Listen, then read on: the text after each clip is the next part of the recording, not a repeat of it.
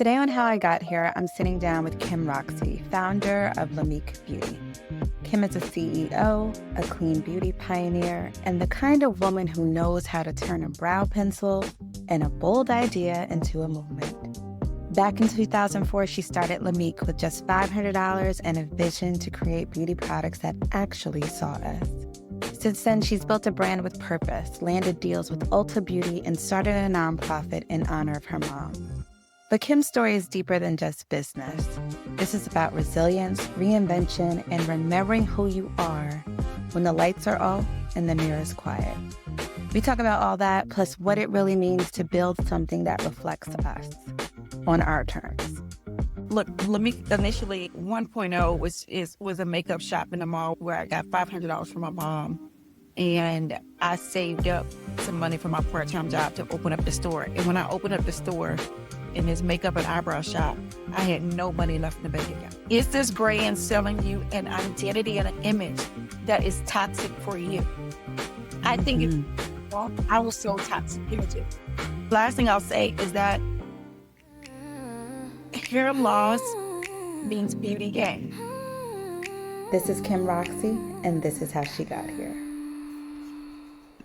Get into this. So Kim, I want to say thank you so much for joining me today. I have been an admirer of yours for years. Back when I was supporting Dress for Success, and it was still kind of early and you were starting out. And I remember we connected long ago. But I want you to take me all the way back to your high school days. I want to know, who were you back then? What were you into? And did any part of that of you think you'd end up in beauty?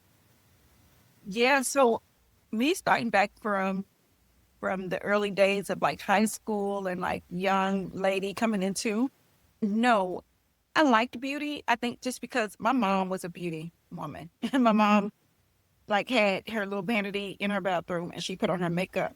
And even though she worked at the post office, in the back room where you basically had or whatever, or not bad conditions, but just saying she had to walk across the floor and put mail in a sorter and all this. My mom did not have a clerical job.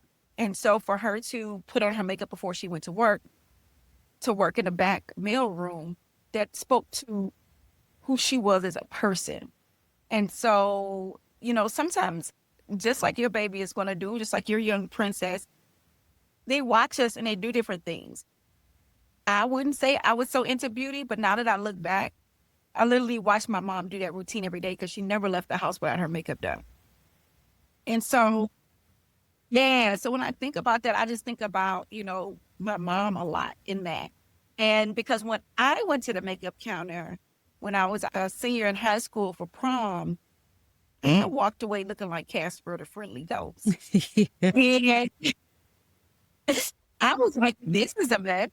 And my mom ended up having to do my makeup, come back home, wash my face, and do it. And so I would say that I don't particularly see that I was embraced by the beauty industry, but that's probably the reason why I'm here, right? I'm here because I didn't feel embraced. I did not feel like we had makeup that really showed us in a way that was relevant. And when I got to college, I started working at a makeup counter, and that was my introduction to the beauty industry, was working at a makeup store in the mall. And I got this job just so I could help pay my rent because my parents couldn't afford for me to be at Clark Atlanta University.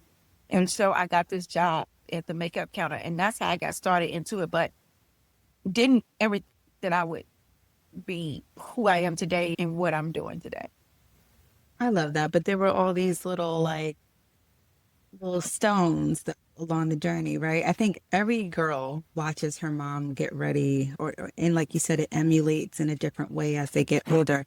Like my mom used to never leave the house without mascara, and no matter where she was going, and I'm the same exact way. I could look beat, but I'm gonna have me a little lash now. I'm gonna put a little mascara on, okay? But I love that, especially because your mom didn't have a clerical job. She was in the back of the mailroom, but she beat that face down every morning before she went in because she wanted to feel confident and pretty and strong. I know you launched LAMIK in 2004 with just $500 from your mom, but I want to pause there because starting anything with that kind of budget and belief is not easy, right? It's like I had $5 in a dream type of thinking, right? So what was going on at that time that made you say, I'm still going to do this? Yeah. So what initially started, look, let me initially, 1.0 was a makeup shop in the mall where I got $500 from my mom, and I saved up some money from my part-time job to open up the store. And when I opened up the store in this makeup and eyebrow shop, I had no money left in the bank account, like none, like zero. And so I realized, I was like, I gotta get some customers to make the rent next month, or I'm gonna get put out.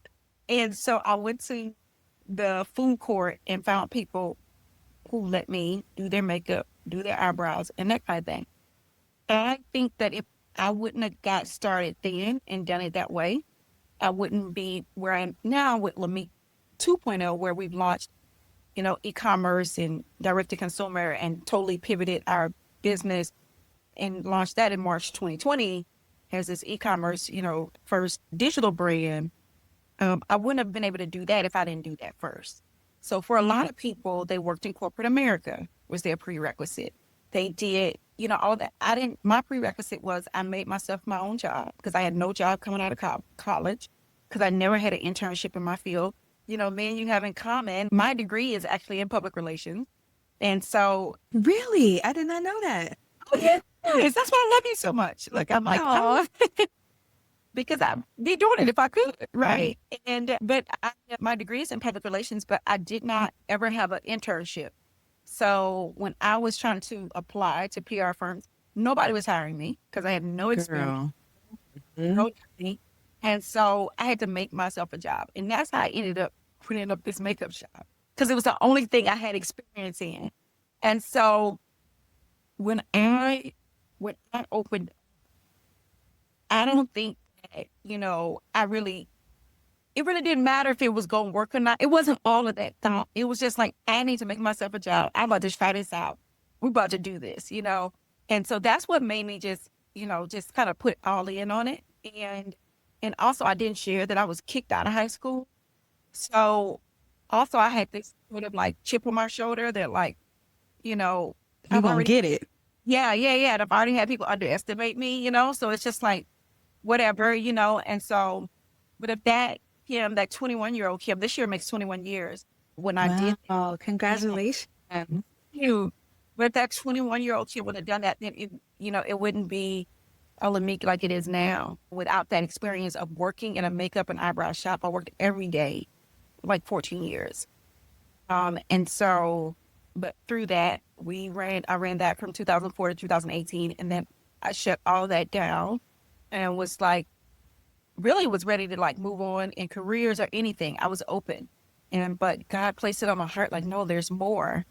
And you're going to concentrate on creating this makeup line the proper way. And then that's when I went off to Austin and got accepted into a tech accelerator there and started to build and work on LAMIK, just the products and that my tech enabled beauty brand. And so that's what I did. And I don't think without the experience I had of having a makeup shop for 14 years, I would be able to do it on the level of knowledge that I have, because I've seen everybody. And my makeup shop being in Houston, where it's the most diverse city in the country. And a lot of people don't know that, but it's actually the most diverse city in the country. And to be able to work on everybody's face and see everybody, it helped me to then be able to create the makeup line that the market, sort of needed. So two things. I want to just applaud you on that, on like launching the business, like launching your brick and mortar without any clear like idea on how to even do that. And then you're like, I launched it, I opened my doors, and then next week I have no money in my bank account. That deeply resonates with me because, I quit my job because I wanted to create my own thing because I was applying for jobs in PR and I couldn't get a job.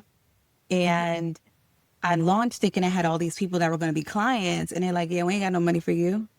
And I had to figure it out. So I want to ask you, like, during those moments, like, especially when you have the brick and mortar, you had so much overhead, and I'm sure you, like, additionally added staff and you had to get inventory. What carried you through those hard and tough and stressful moments when you were like, okay, yeah, I'm ready to like wrap it up. I'm ready to quit? Because there's so many moments in an entrepreneur's life and journey that happens. Like, even when you've been in the game for a minute. I mean, I even feel like that sometimes. So like, what carries you through, and what carried you through those hard times? Yeah, I was just about to say, I wanted to make sure we made it clear that this still happens when you have these you can get in a dark place, or it could be light outside and you still feel dark on the inside because you're like, I don't know what I'm going to do. You feel strapped for cash flow, or, or to your point, the team and all of that is happening, or maybe, you really want this opportunity, but you don't have all the resources for it or whatever. All of these things come up that make you feel really stretched. And I'm going to tell you two things that I'm learning, because I continue to feel that. Exactly. Is one thing I'm learning is that most of the time when things like that happen, they're not coming to break me, which it feels like it, but they're coming, and this is makeup, to make me. And they are what's going to be a part of my makeup. And a part of my makeup, just to be honest, through the years of entrepreneurship, a part of my makeup has been foreclosure on the house. It's a part of my makeup. I know what that feels like. I know what it feels like I remember the day when I had my makeup shop, and it was either continuing this business or being foreclosed on my house, or keep the house and then go get a job somewhere. And I decided to keep the business and let the house go. Girl, oh my God. Listen, put us together. Not to be like, I'm at a place where it's like my house was going to be foreclosed on, but I've had these moments where it's like, I know I have all these things that I have personally at home to take care of, but I have this business that I need to keep afloat. Yes. Yes. Go ahead. Sorry. Yes. Yes. We feel each other. Yeah. And it's real, and it's not made up. It's just what is truly a part of the journey. A part of my makeup, like a part of my makeup is going to a strange place. Girl, I have lived in New Orleans before trying to build this business. I have lived in Austin. I just think about different environments. Some places I went to for like a whole month just to go work and go do and go see, and things I've been out into what I would call the wild, the wilderness, whatever, and didn't know anybody and had to build relationships and do. And so that's a part of my makeup. And so when these things happen, I just believe they're a part of our makeup that makes us so beautiful, that makes us so relatable, that perfection or just a perfect route or no hardships wouldn't have been able to bring about. Some things hardships just bring about. They just make you a better person. I'm sorry. Yeah. It's different. Yeah. Yeah. And even when I think about alopecia, I was diagnosed with alopecia, and, as women, we put a lot of our beauty and really worth into our hair, which is so crazy to even say, but we do. Yeah. And the fact that I have experienced hair loss, I know for a fact that's made me a better person, a more beautiful person. Even though I would not wish it on anybody. I would not wish anybody to have hair loss. Like, that's not, again, but when I tell you it's a part of my makeup, and it's a part of, I believe, what makes me even more beautiful, is because I've had to experience that and know what that walk is like.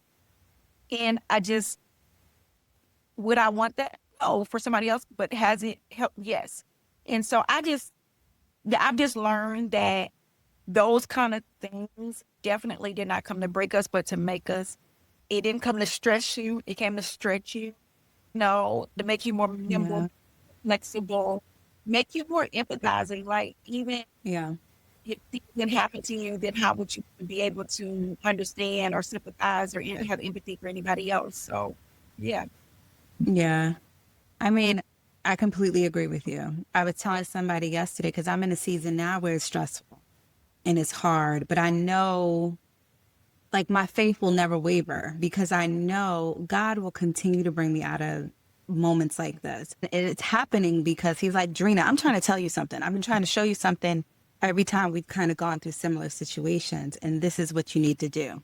And I'm now in a season where I'm like, okay, God, I hear you. I receive it. I'm going to follow your path that you have for me. Because sometimes we just try to be like, I hear you, God, but I still think I could do it this way. Yeah, absolutely. And I'll say this, I think that my daughter, speaking, if you just think about our kids, like, because this is your first girl, right? You got your boy and you got your girl. Yeah, my first girl, that's my own. This is it. That's Like, first girl, we're going on number. right. But I'll tell you, I have learned so much from my daughter. And that has been one thing that I don't know if women talk about this enough too, is when you are a part of, not just that you're an entrepreneur, but you're like really like all in and everything. Sometimes you don't even know if you ever had the time or opportunity to even have kids, let alone, having a child like a daughter who sort of, again, is emulating you and looking at you and observing you and all the things. My daughter, it has just been so amazing that she's been able to just like fit herself into the world.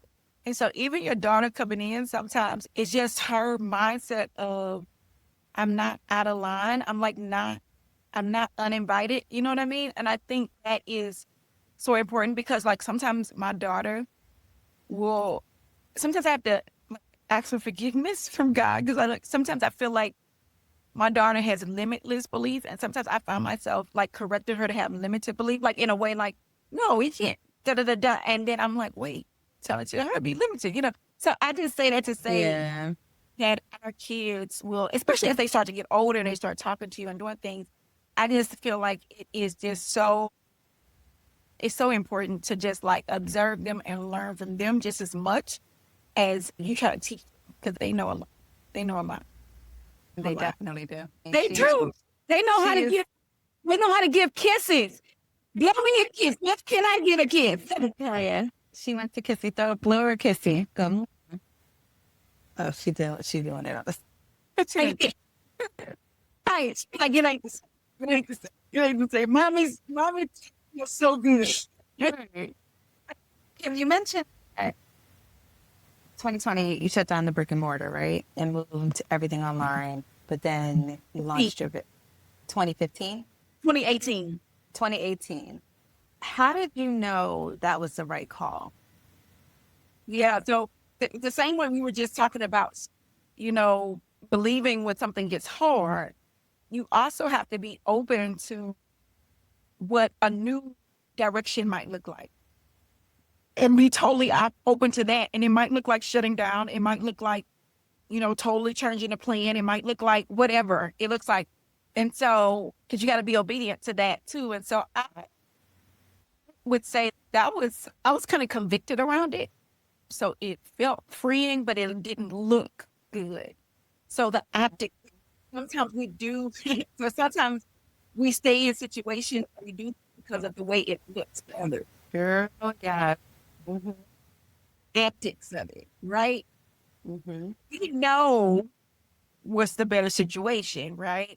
So I just use, for example, that store was in a very high-end neighborhood, and I was looked at as, this Black woman in Houston that was successful, right? Like, because I had this place over there in River Oaks, which is the most influential neighborhood in Houston. But I knew for a fact that things were about to change. I did not know COVID was coming. Some people are like, did you know? Like, how did you know? Because of what I did. And I was like, no, I did not know, but I do. Just for me personally, everybody is different, their inner voice. But for me, I feel like, for me, the voice of God, that's what I feel. Mm-hmm. I feel very led. And I feel like I had a tap on the shoulder, like, yeah, we got to close this down. Something new is happening, something new is coming, and you got to be ready for it. Mm-hmm. You cannot be caught up in this past, the optics and the aesthetics of this. Yeah. You got to come into what, so I had to come into obedience. I basically had to surrender. And that's hard. Yeah, that's hard. Yeah, that's hard. Especially because the whole point, a part of the dream that I thought I was going after once I did figure out that, I wanted to be in business was some type of just like, coasting comfortable thing, but we have to remember all of us have to take inventory of what kind of business we're trying to build. And it might change. But you have to know that, like, if you're not in a position where you're not trying to build a business that's just supposed to hit cruise control, you know good and well you're trying to be an innovative business, then you're not going to just be on cruise control, you know? And so Right. I did not know that we were going to have something that was going to shift the whole world. But I thank God that I listened to the voice of God.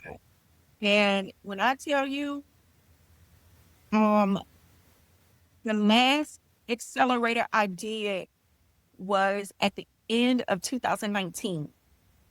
I was ready. I had already positioned to launch at the top of 2020. I got my stuff I had this virtual try-on thing I was going to be doing on my website. I was already using AI for my quizzes on my website. I was ready. And I was like, okay, again, COVID hadn't hit yet. I'm just like, no, I'm ready. Da, da, da. And then COVID hits and like everything that I worked for was ready to go. And I was able just to launch and just, you know, to be honest, it was like perfect timing for me. And that wouldn't have happened if I had tried to stay comfortable and staying. Yeah. Yeah. God makes you uncomfortable to move you, right? To move you. Talk to me about the product development phase of creating, of this, especially during this pivot. Mm-hmm.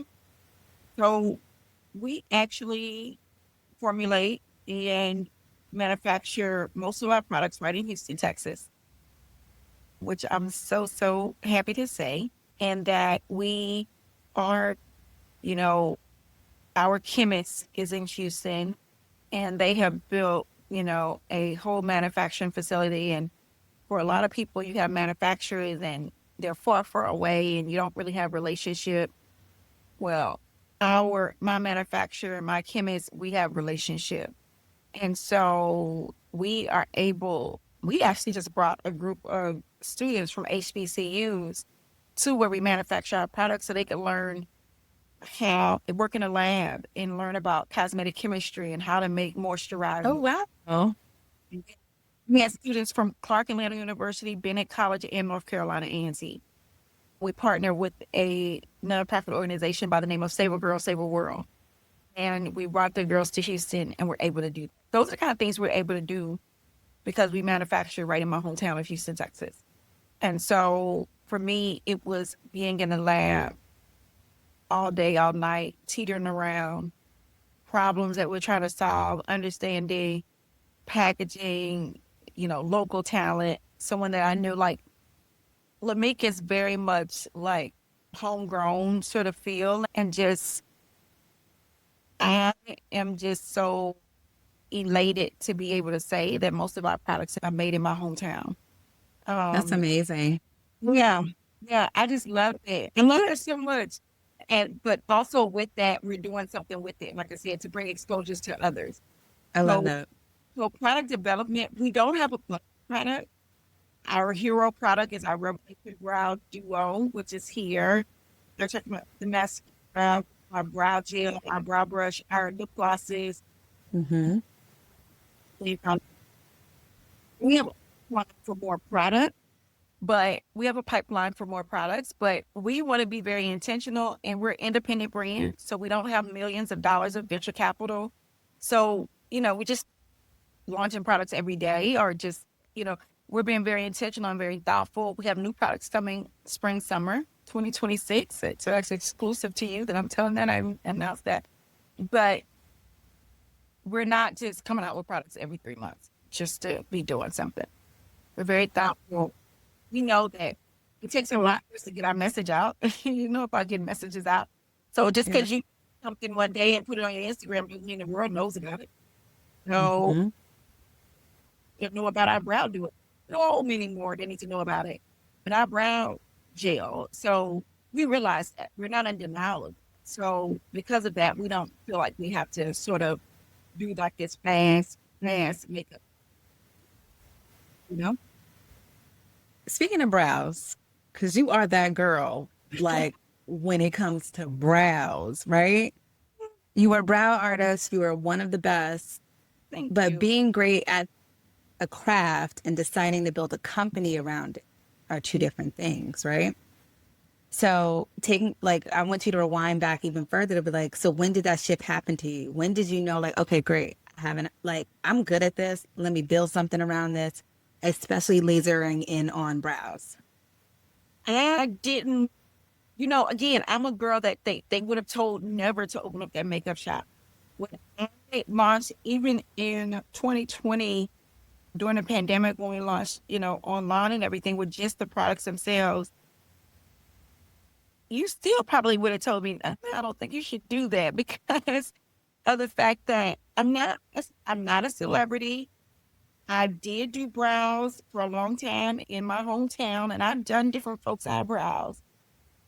However, I was losing my eyebrows at the same time. That's around the time that I actually was, you know, aware that I had Mm-hmm. acne. So I probably wouldn't have been the best candidate.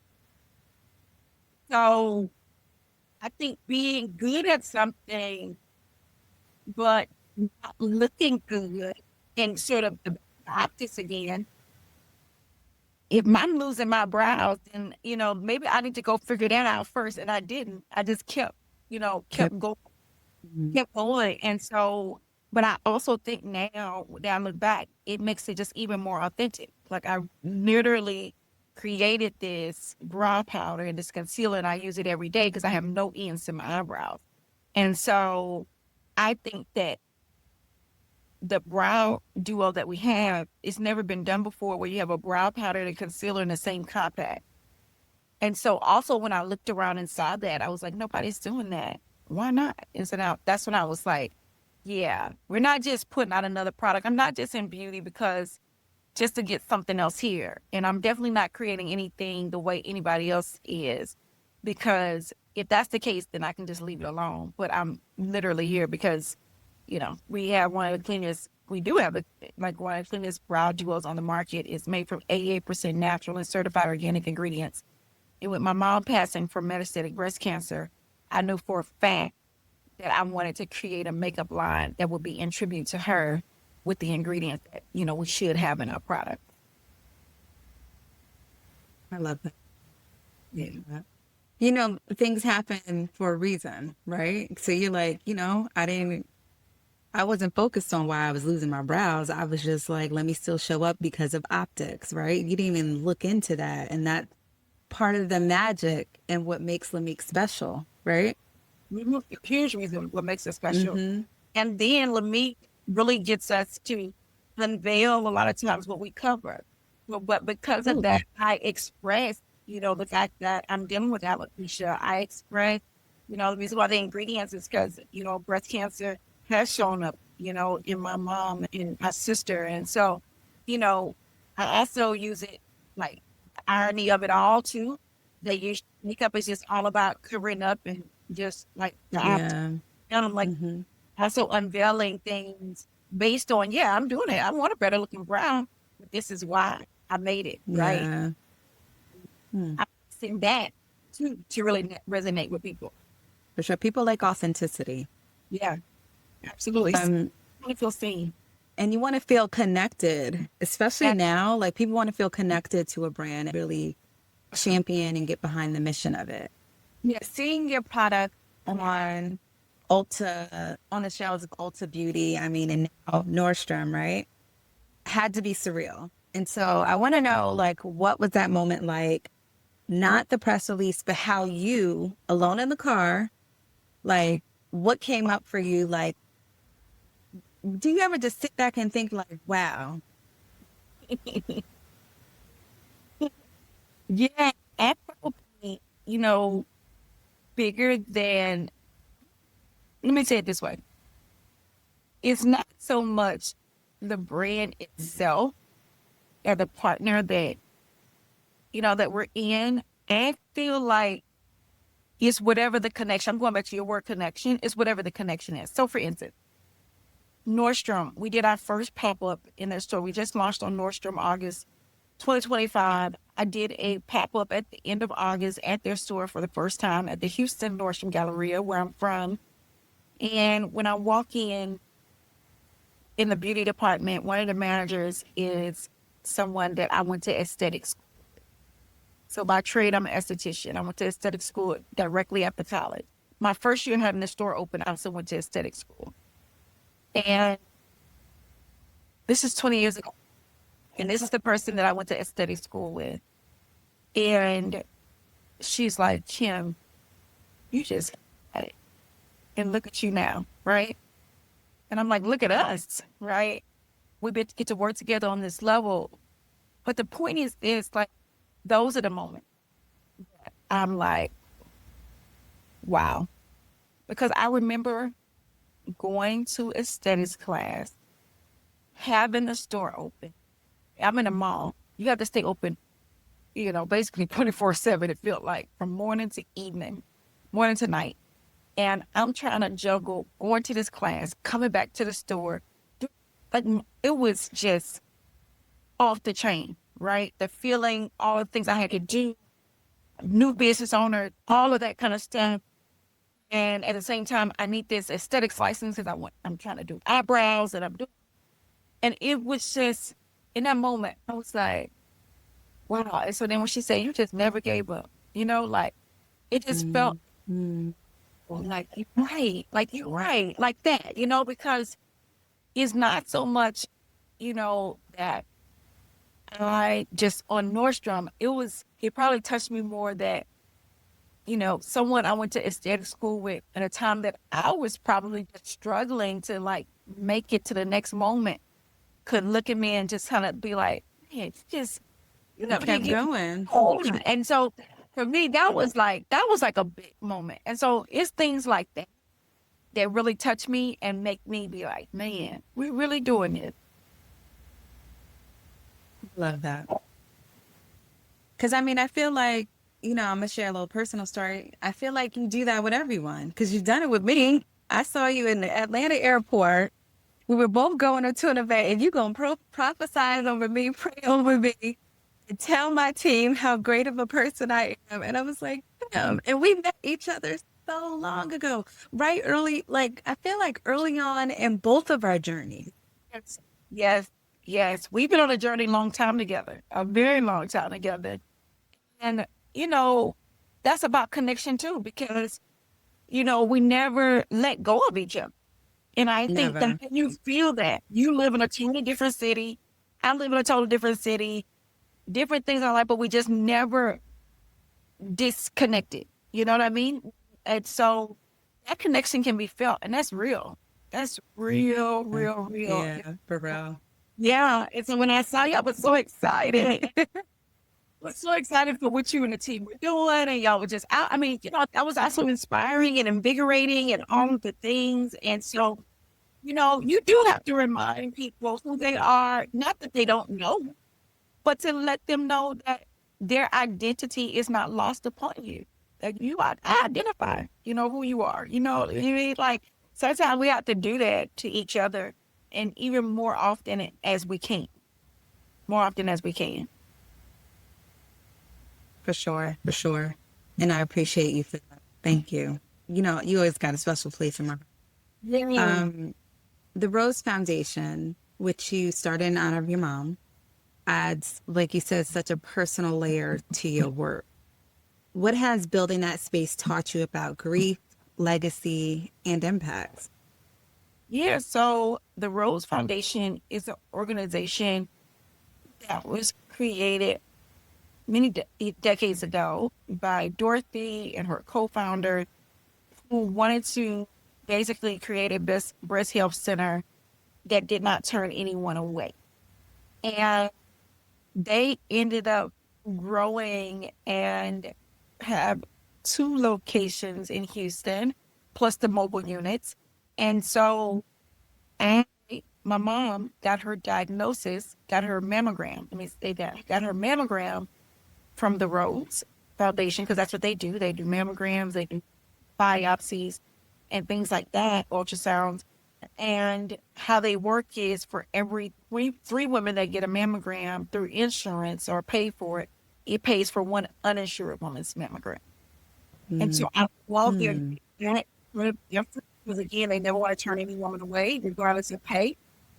And so when my mom got when my mom had her mammogram, we had, nothing but that. But I was at a breast cancer fundraiser for another organization because I had been working in the breast cancer community before my mom even got diagnosed.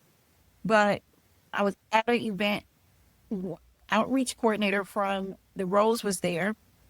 She was like, we need to go to coffee. We need to get together. Da, da, da. I had so much going on. I didn't respond. She ended up sending me a card in the mail. It was like, you can run, but you can't hide. And so we ended up connecting basically to the date that me and her met at a fundraiser luncheon. Me and the outreach coordinator from the Rose. Basically, a year later, my mom passed away. Oh, wow. Yeah. And so Mm. me and her got together. We started raising money. And to this day, we raised hundreds of thousands of dollars for uninsured Black women to get mammograms, to get, follow-on ultrasounds or biopsies, or we're having the Rose navigates people through care. So we have other grassroots sort of nonprofits that we connect even them to if they need more hand-holding resources. But the Rose will take them through the medical journey that they need to go. They get navigators to help them through that whole journey if they get diagnosed. But many women don't get diagnosed. They just need to, the mammogram and get the surety that they don't have breast cancer. That I brought inclusivity to that space. I led this was their first African-American initiative. Oh, wow. Yeah. So I broke that sort of barrier because doing good work, but it was mostly women of other, heritage that was going there. And so I helped to break that barrier and to bring Black women into the fold, especially because particularly in Houston, Black women are, and I believe this is a national statistic too, but Black women are dying at a higher rate than Caucasian women from breast cancer. Yep. Mm-hmm. And we often don't go get the mammogram. Yeah. That's just the base. That's just right here. Right. Yep. So that's the work that I've been doing and been able to, people, look at me as a breast cancer advocate and all these things from doing that work. But again, to me, it's nothing like to really even brag about. It's just, just the work that I've been doing and really. Yeah. I love it. So kudos to you and kudos to the Rose Foundation. Let's compare day one Kim at LAMIK to Kim today. What's changed the most in how you show up as a leader, a mom, and a woman? I think now I'm probably more about the slow than the fast.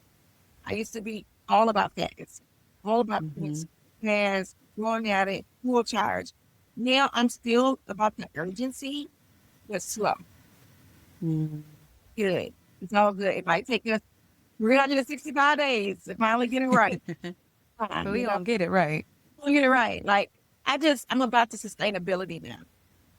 I don't have to, it doesn't have to go super fast. It doesn't have to, everything doesn't have to happen overnight. And I'm also not as judgmental. Like, I think also, where you're, whether it be day one because you're young or day one because you lack experience, but sometimes you can be judgmental. You can think that everybody should be on time. Everybody should do this and everybody should be, and it's like life happens, things happen. So taking the judgment out is very important. I've just learned that too. As a leader, you have a team. I think you get way further when you listen and you allow people to speak versus assuming their point of view. Hearing from people, let them tell you. Yeah. Yeah. Take a pause. It's okay for there just to be silent. And then let the feelings come up. Give people time. Like, that's just the thing that I'm learning at now versus, the beginning days.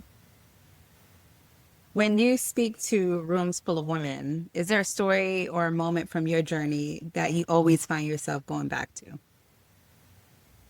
I think it depends. I do speak, and I am a speaker. But to be honest, I love to pick up on the energy of the room and see what I'm going to kind of share about. Because I have many experiences in my life from me as a woman and different things I experienced.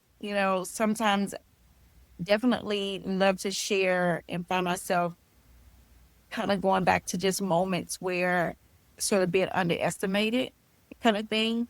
And so sometimes it's from being kicked out of high school and sort of labeled at risk that I come from and that I like to bring up, because also that also shows that like we need bad girls in the world.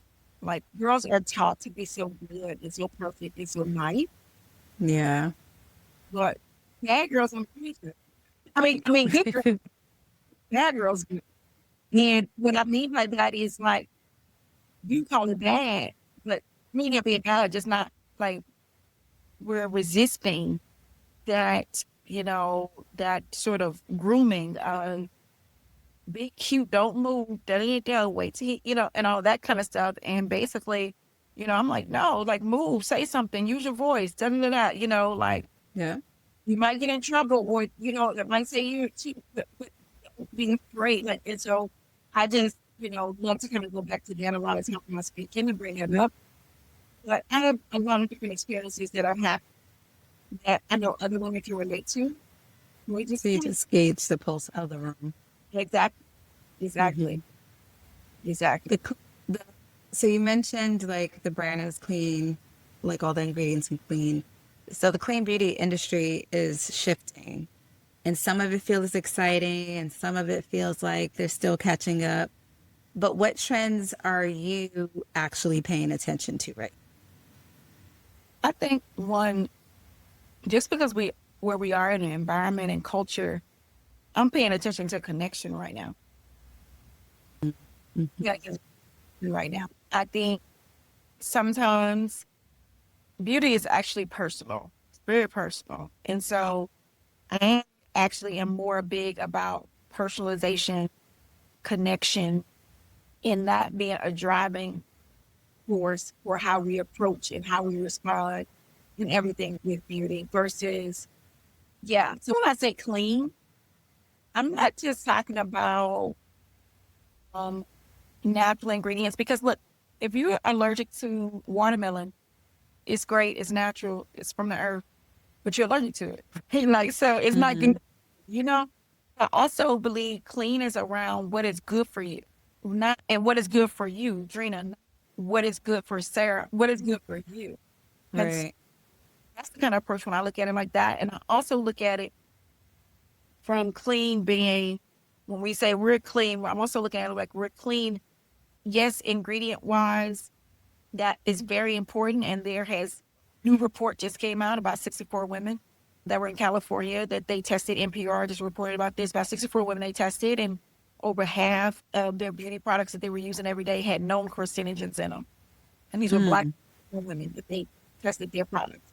So we Wow. know that ingredients matter. And then there's also this other side of clean that I like to talk about, which is images. So it's your ingredients, but it's also your images, your identity. Is this brand selling you an identity and an image that is toxic for you? I think Mm-hmm. I was so toxic images. My hair was curly, wavy, and images I saw of beauty were straight hair. Mm-hmm. Well, that made an impression upon me. If I was hair straight hair, I'd be prettier. So for so long, I tried to do that. And, my alopecia as well. Me doing things to my hair, chemical process, hair extensions, glue, all of that stuff, trying to look a certain way that was not even natural for me to even look. Um, Yeah. and so toxic imaging, I think also is something else that we're approaching. So when we say clean, that's not also, I look at it for, yes, ingredients, but also like images and identity. Um, Holistically. yeah, Mm-hmm. and so that's what clean looks like. The trends that we're following is, clean being transparency. Well, that means again authentic connection and real connection with our customers that go past what's normal, or what people feel like they can come to us and be open and share and be a part of this community and have a voice and relate. I love that. So last question, Kim, before I go into some quick fire. Mhm. You've already done so much, but if I asked you to whisper what's next for LAMIK, I know you've hinted a little bit, but what's next for LAMIK or for Kim Roxie, the woman? what's quietly pulling you right now? What's quite pulling me right now is me just to explore all I have. I have so much potential still inside of me. And I think that that's one big thing. Like, it's just like, you got so much potential still inside, let her out, And so that's sort of, for me personally, as a woman, I don't feel foolish yet. And I really don't feel like I've arrived yet. Oh my God. Oh, yeah, not yet. Not yet. It's Oh so, no. yeah, it's so much more. Much more. It's so much more. I'm telling you. Kim, there may be so much more, but you have arrived. You are that girl, okay? That woman, okay? Yeah. You're gonna say, I what? can't believe I'm hearing you say this. Oh, yeah. It's because, There's more for you to do. I have not even unleashed everything yet. I know, how when you know you haven't done that yet, I just know I haven't even yet, and so, because it's so much on I got stuff written down in journals, stuff on the notes, stuff over here.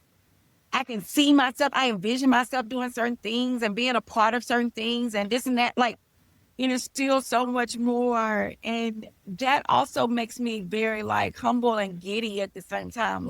Okay. And I do think from LAMIK, yeah, have not even seen a half. We've literally and I say this all sincerity, what we've been able to build with the amount of funding that we had, most people, again, have millions and do what we're doing. We literally have never had more than, $100,000 at one time. And for most brands, they've had 5 million, 2 million, 10 million, 20 million. You know what I mean? We've never had a lot of money at one time. Everything has sort of been piecemealed, but you would never know because of the way that we're able to show up in the world and do what we do. And so I just say that to say that, just imagine the more resources we get a hold to and the more we grow on our own and be able to fund these things, we just got so much more to go. So I just really feel like haven't even scratched the surface yet. That's why it's just that's why I feel that way. It's not, I don't believe it. It's more so we got so much, but we have not been able to do it. Yeah. Yeah. Okay. I'll accept that. Okay. Yeah. I hear you. I understand. More to come. So Kim, I'm going to ask you some quick fire questions. You just tell me the first thing that comes to mind. Okay. It's supposed to be fun. So makeup or skincare? Makeup. Classic beauty or trendsetter? Classic. Plan everything or go with the flow? Go with the flow. Kim, so if there was one thing that you would want our listeners and those that are actually going to be watching to know about you and to know about LAMIK, what would that be? It's so funny when I hear that. I almost want to hear from them based on what you heard. What would you say? I am, I don't want to put any kind of conceived notion here in. I hope you hear this podcast and you tell me what you heard. What did you feel? Right? That's what I want to hear about because, I can tell you that, after hearing my story, I hope you just, the only thing I would say would come out is I hope that you know that you can do it with less than. And I think that sometimes having less than is always frowned upon. It is always shame behind that. But I want you to know that less than is all that you need. And because I noticed, and I don't know about anybody else, but if I'm eating at a buffet, I'm probably going to go, right? With portion control, when I have, that's what I need, I'm going to feel better and I'm going to feel stuffed and all that. And so I just want to encourage anybody who feels like, they don't have enough or they have less than somebody else or they're comparing what they have. Somebody's, partly bigger than theirs and they seem like how they have more team members or whatever it is. At less than is enough for you. And so, I'm just big on that. And I hope that, you got something from this conversation, but definitely that part.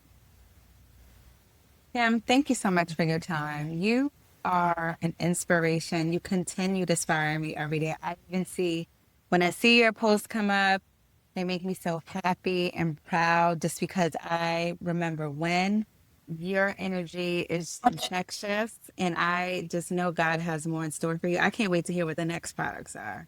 I really Yeah. can't. So I'm gonna ask you when I stop recording. But tell everybody where they can find you, where they can follow you in the brand, because I want to make sure we direct some folks your way. Awesome. So you can find us on LAMIK Beauty. That bless you. LAMIKBEAUTY, LAMIKBeauty.com. We're all on Nordstrom.com, JCPenney.com. We're on Ulta.com. But we are on social. We're on TikTok shop at LAMIK Beauty, LAMIK Beauty. We're on LAMIK Beauty across all platforms, Instagram, Facebook, TikTok shop. Like I said, you can shop us there on TikTok shop as well. But LAMIK Beauty. So please, please, please follow us there. Sign up on our email list. Subscribe. Check us out. Experience LAMIK. You'll never regret it. I do want to ask you one last question. For all of the women that are going through alopecia or that are experiencing hair loss, what, and you've shared how hard that was, and I've seen it firsthand. My mother lost her hair, and I remember showing her your picture to encourage her to embrace it. And it was hard. And now she is completely bald. Like she shaved all her hair off, not her head off, all her hair off, helped her find some fly hoops, and she walks proudly and confidently. But it took her so long to get there. And so Black women especially, like you said, we hold on to our hair. It's a sense of pride. It's a sense of beauty. It determines our worth. So women that are going through loss or experiencing alopecia, what is something you say to them to inspire them? I would say I see you. I am you. And you deserve good things. I think that even that type of loss of hair, because your hair helps you to fit in a lot of spaces too, make you look like everybody else or normal. And now you're standing out. You like, I didn't ask to stand up. I just want to blend in with everybody else. Right. I would say to her, you can't hide anymore. You are a superstar. You know, like you're, not having hair and having your whole face exposed, your whole head exposed. Now you're standing out. You like literally standing out. When you walk in the room, everybody turns around and look. And so I would just encourage her to be that model, to be that, figure of beauty, because that's another thing people don't realize, especially as a woman walking around bald, you get a lot of more attention. And to a certain extent, you didn't really ask for that. You know what I mean? And you may not be the person that's attention seeking. And so even that can kind of come, but I just want you to know that it must be something special about you, that, God would have it so that you would stand out in a crowd like you do. And that the last thing I'll say is that hair loss means beauty gain. Never, have your, people say face card this and my face card doesn't decline. I'm going to tell you, as a ball wearing, woman, a lot of times your face is what everybody sees and observes and all of that. And so it is not always easy to want to expose yourself in that way, but you are special, and it must be something special about you, even on the inside. You must have some type of talent, a gift where you work well, or whatever it is that needs to be exposed to the world. Continue to show up beautifully. We can do it. Look, if I'm not going to say if I can do it, you can do it. I'm going to say because we can do it, because I still have my own moments of, dang, like this really is or man, like I don't want to wear a wig today. Now everybody's going to be like, well, is that dip? And all of these things that come in your head, and all these different thoughts and emotions you have, just know that you're not the only one having those emotions and those thoughts. I'm with you. Look, I'm on social media, the Kim Roxie. If you ever want to reach out, anybody who's listening that's experiencing that can. I don't care how old you are. You are never too old to, feel like you want to talk to somebody else or relate to someone else. That's another thing too. Sometimes we even hold shame because of our age, and by this age you should be confident. No, you're experiencing something brand new, like your mom. If your mom experienced hair loss and she's 60 years old, well, she's had hair all that time, right? So she's almost like a newborn in this situation. You know what I mean? And so, you have the right to feel that way. But also, I'll say, come see us at BaldyCon. We got BaldyCon. We do it every year. BaldyCon is amazing.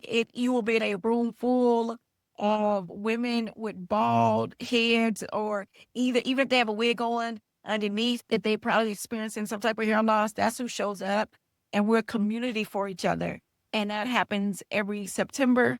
So if you don't make it, whenever you hear this, you can join us next September. So come see us in Atlanta, Georgia for BaldyCon. Love it. See what I'm saying, Kim? You see this? Look, you are amazing. Thank you so much. Thank you, love. Thank you.